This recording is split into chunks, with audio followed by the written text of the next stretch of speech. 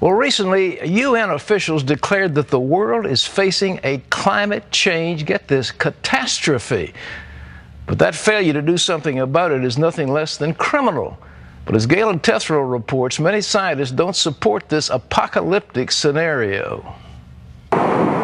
This is not a normal time. We are facing a planetary emergency.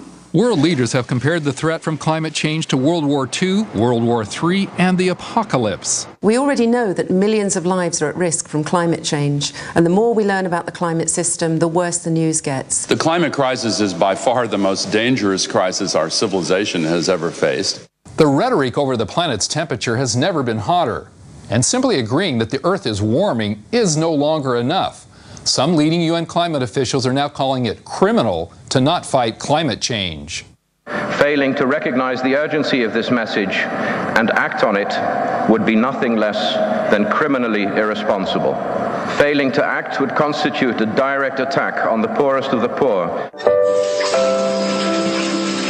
This Greenpeace commercial compares indifference to climate change to leaving a baby to drown in a bathtub. Global warming. A commercial by the Ad Council compares it to leaving a child in front of a speeding locomotive. The rhetoric on global warming is really excessively hot. Climatologist Pat Michaels has worked with the UN Climate Panel and even believes that human activity has warmed the Earth through the release of CO2 into the atmosphere. But he's still labeled a climate criminal by some because he doesn't believe in an apocalyptic scenario. The name of the game in climate change, or in any other scientific issue that competes for public money, is called exaggeration. It's got to be the worst thing in the world unless we do something about it. Because if you come to town here and go in front of a congressional committee that's going to fund a research project, if you say it's not the end of the world unless you do this, you're not going to get funded. Scare stories about climate change have warned of just about everything, from polar bear suicides to world bankruptcy to infertility to the death march of penguins. Don't be poor in a hot country. Don't live in Hurricane Alley. Watch out about being on the coasts or in the Arctic. It's a bad idea to be up on high mountains with your glaciers melting and losing your water supply. And if you're in a Mediterranean climate, you're going to have a fire season in the summer. It's really going to be a problem unless we can keep it under a degree or two. And we're not going to do that until we start cooperating internationally. The crux of the crisis scenario is the belief that much of the ice in Greenland is going to melt, causing the Earth's ocean levels to rise more than 20 feet, according to Al Gore's film An Inconvenient Truth. Michaels calls Gore's movie science fiction. He says it was warmer 100 years ago, and there's nothing in the history books about catastrophe back then.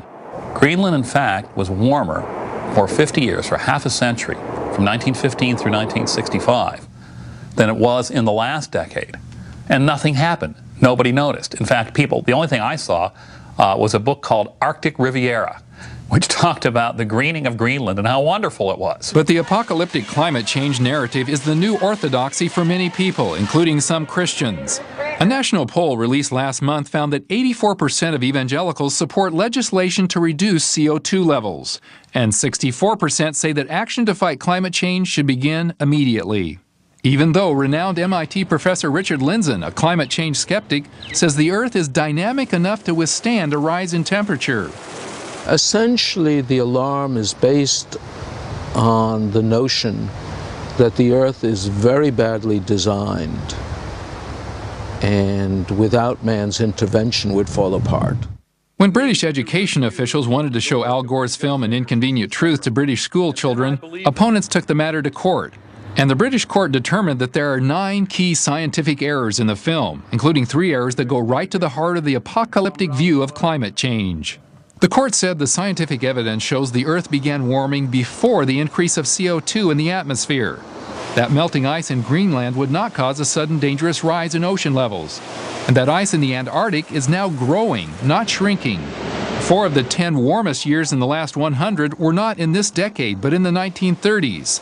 Plus, some scientists believe we're actually headed into a global cooling period. But dissent is increasingly drowned out. Some compare climate change skeptics to Holocaust deniers.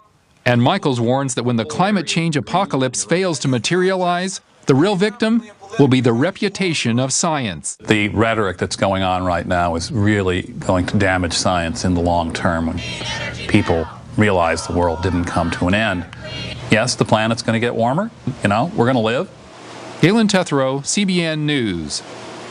Thanks, Galen. The extremists, I might add, on this side, when you get right down to their core beliefs, they believe that the human race is like a virus that's been set loose on the planet. And one of them particularly that had some rather appealing information a few years back just shocked me when he finally admitted that he wanted the human race to diminish to 1 billion people, which would mean about 5 billion people dead. And he was perfectly prepared to accept that, to, quote, save the climate from what he called entropy, you know, the gradual running down of all the various ecosystems. But they're just nutcases. It's what it amounts to, but the nutcases seem to be running the asylum these days. Terry?